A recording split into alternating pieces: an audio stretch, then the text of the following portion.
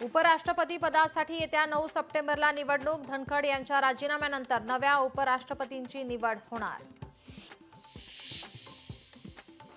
निवडणूक आयोगाकडून भाजपसाठी मतांची चोरी. काँग्रेस नेते राहुल गांधींचा गंभीर आरोप. सर्व पुरावे देणार असल्याचाही केला दावा.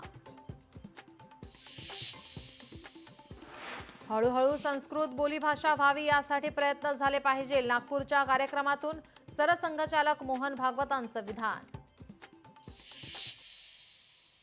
माझ्या मनात ही नेहमीच खंत राहिली आहे की मी चांगल्या प्रकारे संस्कृत शिकू शकलो नाही. संस्कृत कुठल्याही वयात शिकता येतं, पण प्रयत्न करेन, कदाचित शिकता आला तर नक्की शिकेन. माझ्या मनात ही नेहमीच खंत राहिली आहे की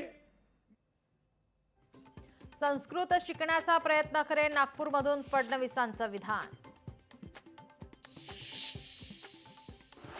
कांदिवलीच्या सावली बारमधील ऑर्केस्ट्राची मान्यता रद्द. नियमांचा भंग झाल्याने पोलिसांची कारवाई. मालेगाव बॉम्बस्फोट प्रकरणी महाराष्ट्र दहशतवाद विरोधी पथकातील एका अधिकाऱ्याविरोधातील गंभीर आरोपांबाबत न्यायालयाचे चौकशीचे आदेश. वाटेल ते झालं तरी चालेल, पण धनंजय मुंडे राजकारणात परत नको. अंजली दमानी यांची मागणी.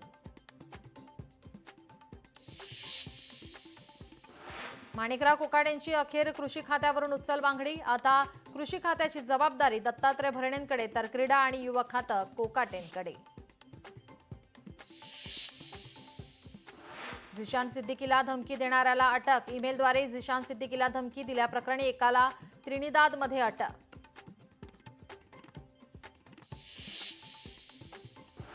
महादेव मुंडेंच्या कुटुंबियांना न्याय मिळवून देण्यासाठी मनोज जरांगे पाटील मैदानात. आज बीडमध्ये मराठा समाजाची बैठक. कोल्हापूरमधील हत्तीणी संदर्भात मोठी हालचाल. वनतारा प्रकल्पाचे सीईओ आणि टीम नांदणीसाठी रवाना. व्यवस्थापक मंडळ घेणार नांदणी मठाच्या महाराजांची भेट.